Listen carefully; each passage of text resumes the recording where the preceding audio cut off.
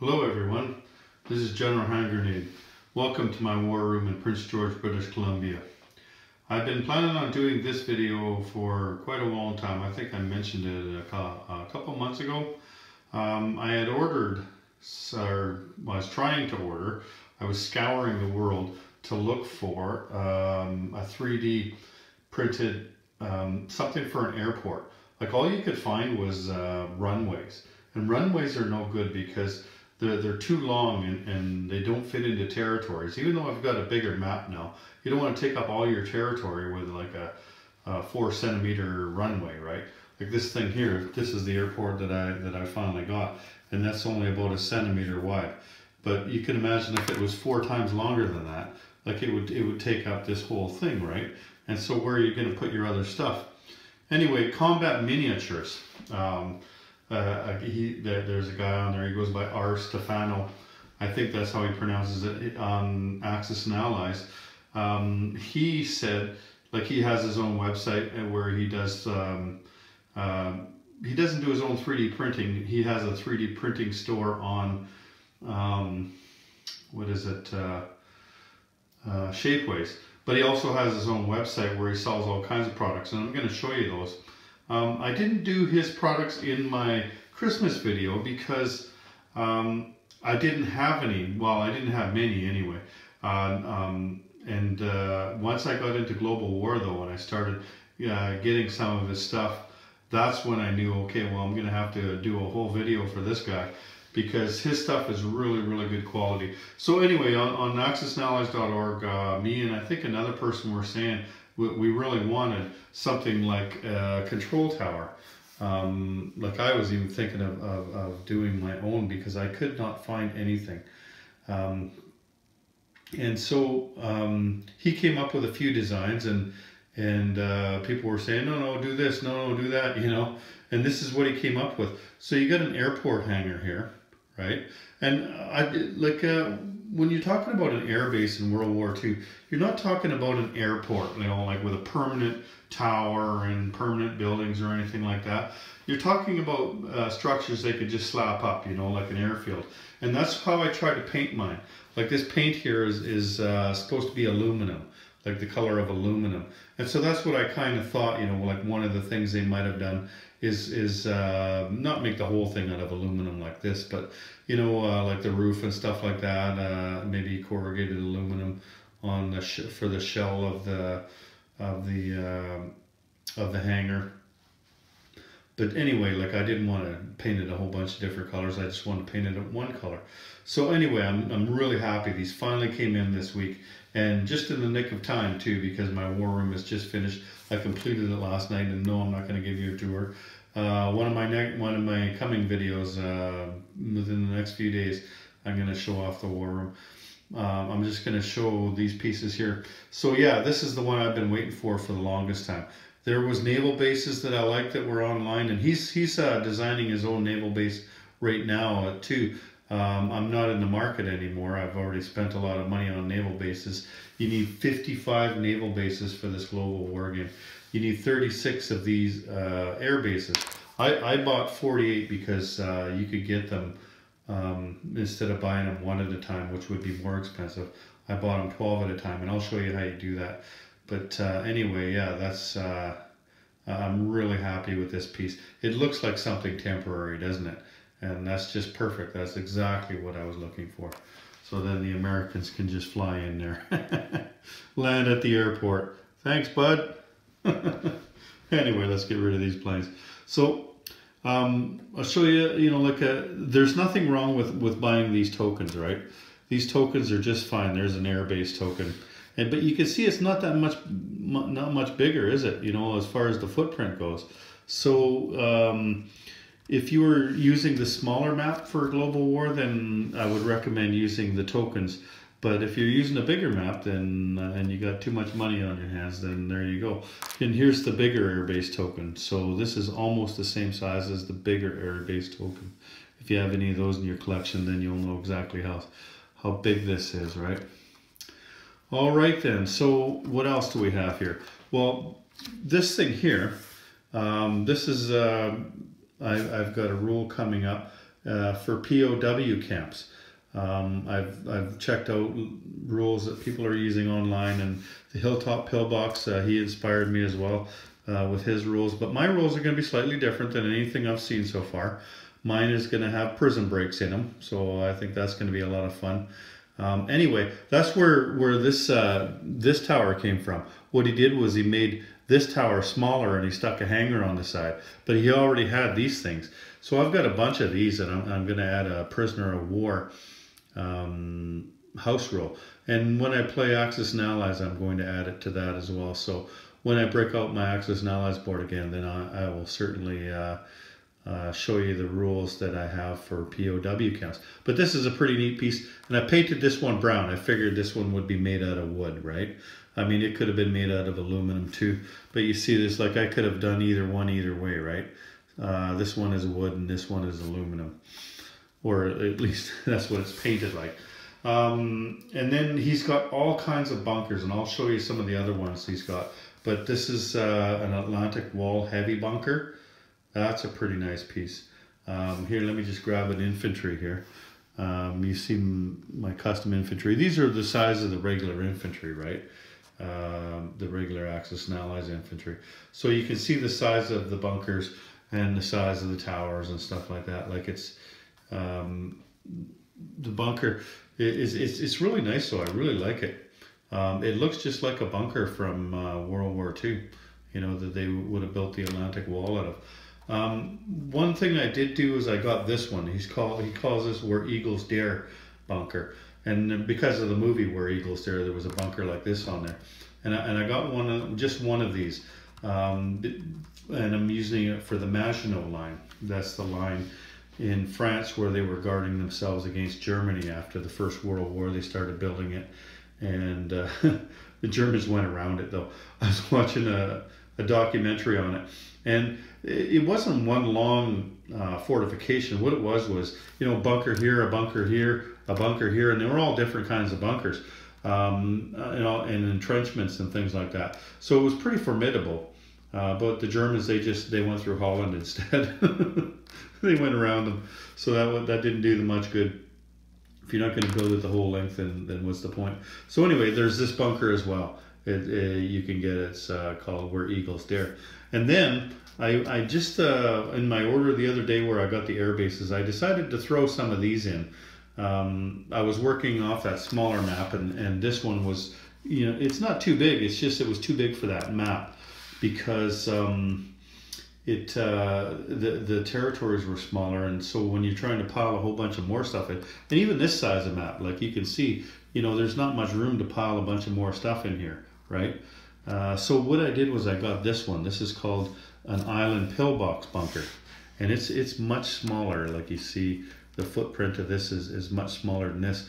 And so what I thought why I got this was because I thought I would use that in smaller territories or island territories. Like you see, there's an island over here, so I could put that on that island, and then I could still fit a dude and maybe another unit on there, right? So that's pretty cool. Those are 3 of his bunkers. I think he's got like 6 or 7 of them. I'll show you the other ones that I didn't purchase. Now this, I love this piece right here. You can buy coastal guns. Doug at Historical Wargaming has got coastal guns now, and they come out in the country colors. They just came out with the new set of stuff that he has. And they're pretty cool and everything.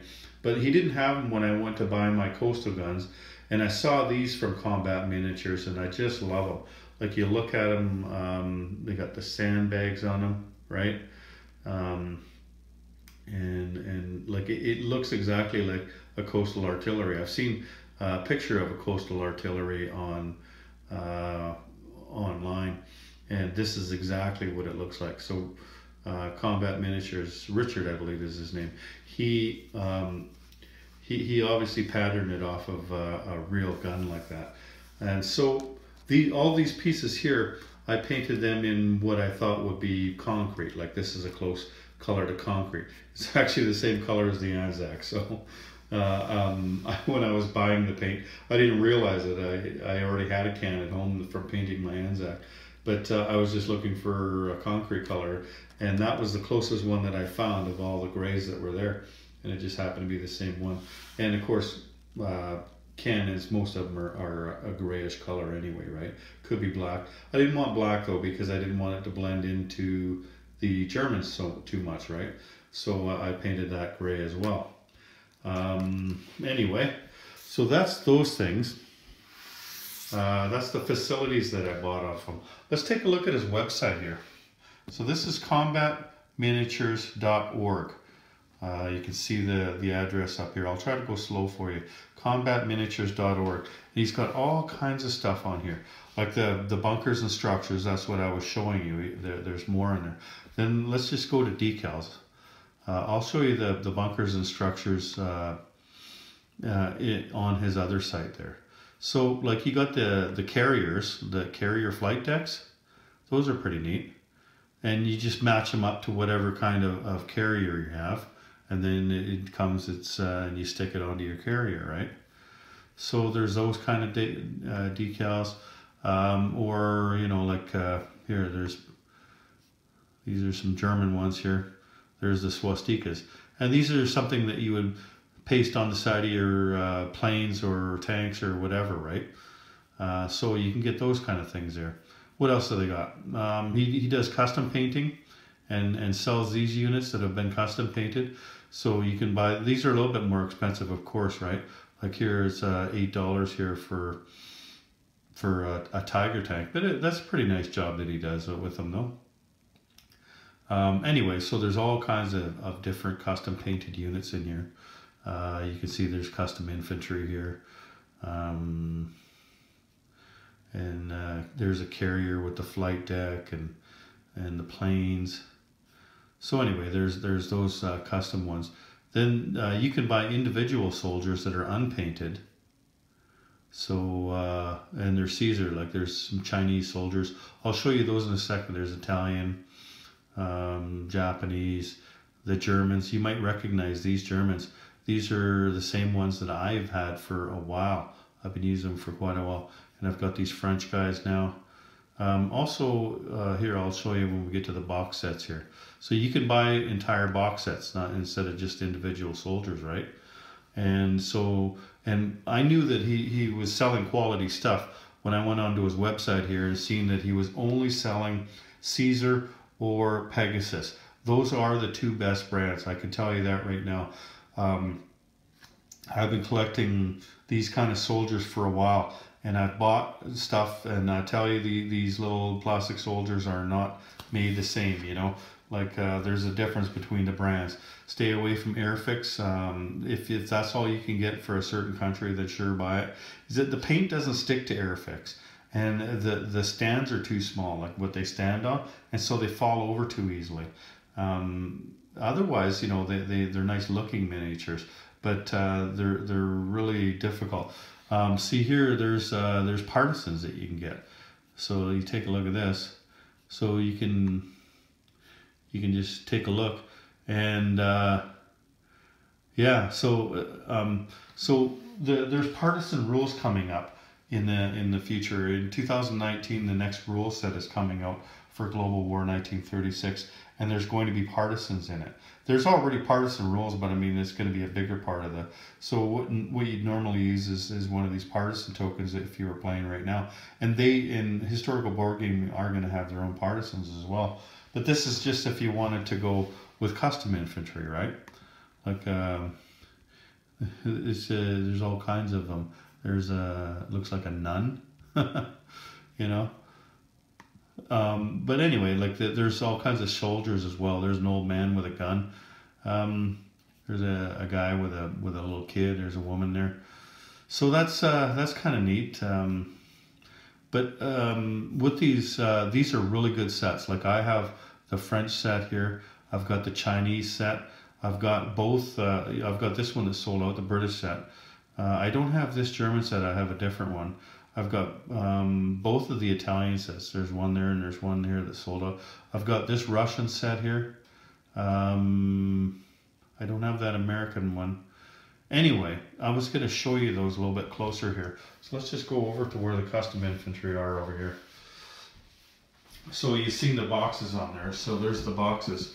And And then I just painted them up at a solid color. Like if you're more ambitious and you've got a better eyesight and a steadier hand than I do, then you can paint them up nice. But these are the Italians that we were looking at there. See, the guy's got this head gear on the back there. You see it better in the picture. But anyway, the Italian sculpts are pretty nice. They're not the best ones, but they're really nice. And the French ones, these are new for me. I haven't even played a game with them yet. I bought them for this global war game. So there's the French commander, and I painted these guys in blue. I think these guys came in brown or something. You do have to paint these if you are going that route. You've got to put a primer on, and then you've got to pick a color, and then you got to put a top coat on. G.I. Joe just did some videos on that. You might want to check those out. And he's using the same color as I'm using. And actually he's just about the same infantry as well. I think his French guys are different than mine, but they're fairly similar. But yeah, like these are the kind of things that you get. And then these are the British ones that are sold out right now, but I'm sure you'll be getting them back at some point. So these are actually really nice British. They're way nicer than the Airfix ones that I had. Like I said, not every set is created equal. You look at this guy, he looks like a little Scottish guy. He's a commander. Anyway, this is a pretty cool set. British. So, what else we got here? Oh, the Chinese. This is the same Chinese set that Combat Miniatures got. Check this gun out here. Look at the size of that gun. You got to have the biggest gun in China for sure. So these guys I painted as well. I wasn't able to find a Tamiya paint like I use for everything else. So it's a paint and primer all in one. And then I just did a top coat on them. So these would be the Nationalist Chinese.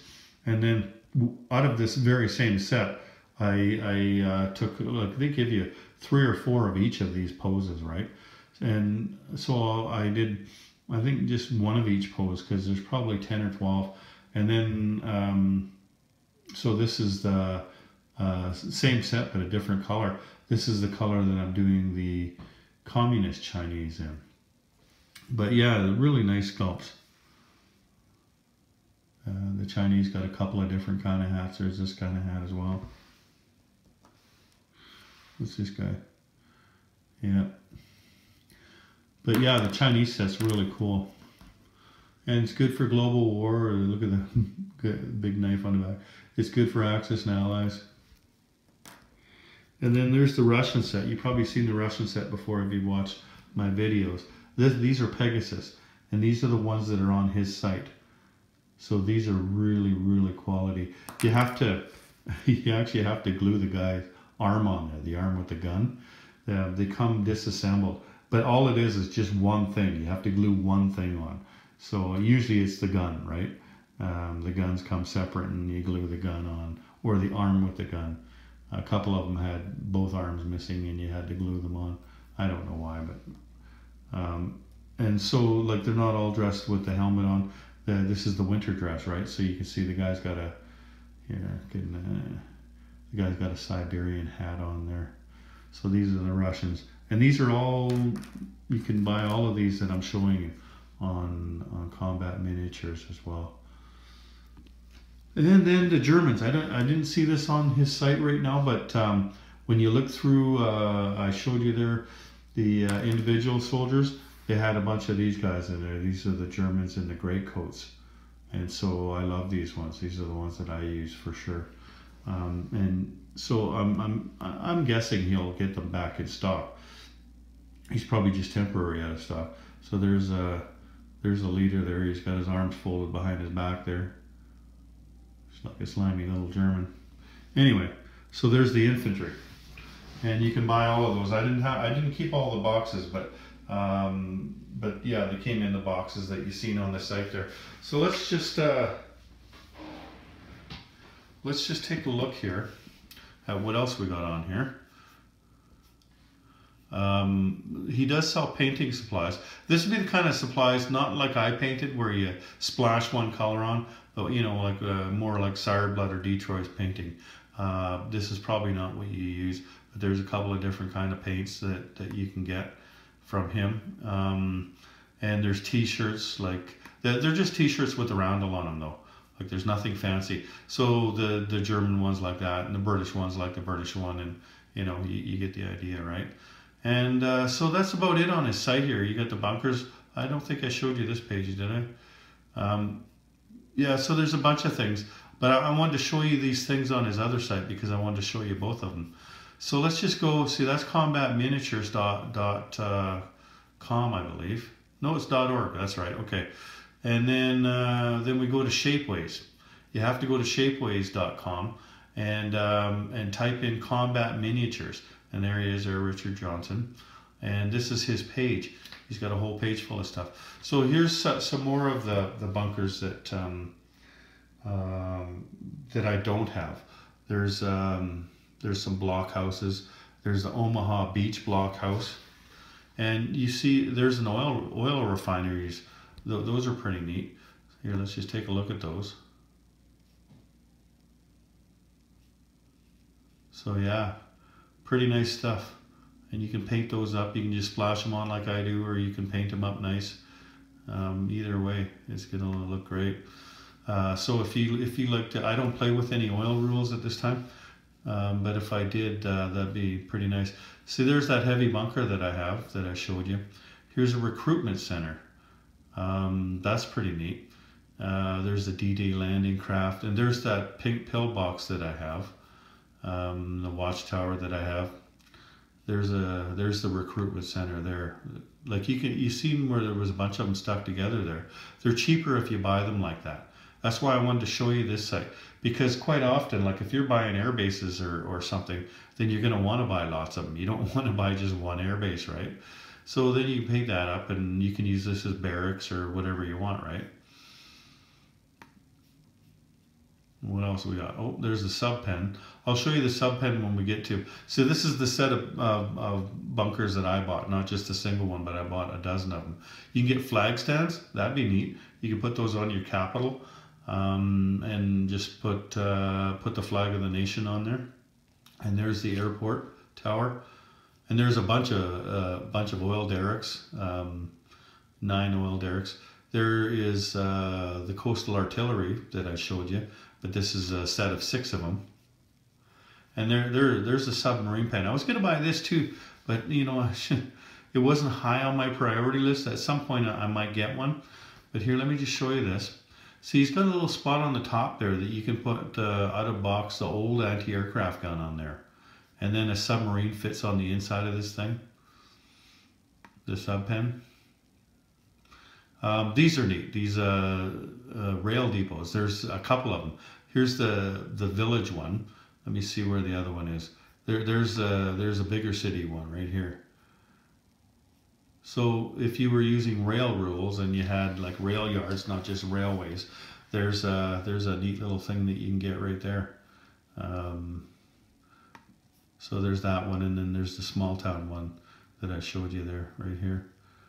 There's a blockhouse that has a gun on it. That's pretty neat. So you could have all kinds of bunkers and have different rules for all of them. There's that Where Eagles Dare bunker that I'm using for the Maginot line. There's just a single oil derrick instead of buying them 9 at a time. But of course, the 9 at a time, you're getting them a lot cheaper. And there's a single oil refinery that you can buy. But again, it's going to cost you more buying them that way if you're buying lots of them. There's the German radar. So anyway, that is their stuff. It's pretty neat. I think he's done a great job. I can't wait to see what his naval bases are going to look like. I'm not in the market though. Like I said, I've spent a shit ton of money on this stuff. See, I mean, you've probably seen the prices there, right? But yeah, like if you had the money though, I mean, this stuff is nice. Like these coastal guns and stuff, and you can use chips. Like there are chips for everything. I showed you that recruitment center. You can also use it as a hospital, or you can just use a hospital chip. Like these work just fine, and they'll do exactly the same job in your game. It's just, you know, like do you want to use an air base, right? Or do you want to use an airbase? It just depends on how much money you got and how much you like playing with little plastic army men. And you know me, I love it. So, anyway, I got one more day of work left and then I'm on holidays, and I've already got a whole bunch of videos that I got in mind what I'm going to do. I think I'm going to do a video of the war room and show you how it turned out. And then I'm going to introduce the armies, like how I built my armies. Like, this is how I built the Germans, and this is how I built the Russians, and you know, show you where I got each piece from. Because in this game, you have to search out and you have to find the things that you need, right? You can't just use Axis and Allies pieces because there isn't enough of them. You need more types, and so there's historical board gaming, and then there's things like this, like I found at combatminiatures.org. Anyway, great job, Richard. I love your stuff. I hope other people do, because man, people like you make our community better. Having things like this, and I tell you what these things do, but I'm going to be getting into that in future videos like that. That's other videos that I'm going to make how to play this game, and if you don't know how, then we're going to learn it together, because I haven't played it yet, and I've been just chomping at the bit, reading the rules over and over and over again, but I wasn't ready, you know, like I didn't have my stuff and everything, but I've got everything. Everything's done, everything's painted, the war room's done. I got one more day of work left, and then we're going to play with little plastic army men on the internet. So, thank you, Richard, at Combat Miniatures, for getting me these air bases that I asked for. I really appreciated that. I know that you pushed your schedule ahead to try to get these done for me, and I really, really appreciate that. And for the rest of you, I appreciate you coming back for more. So I'll see you on the weekend and next week. Take care, everyone. General Hand Grenade out.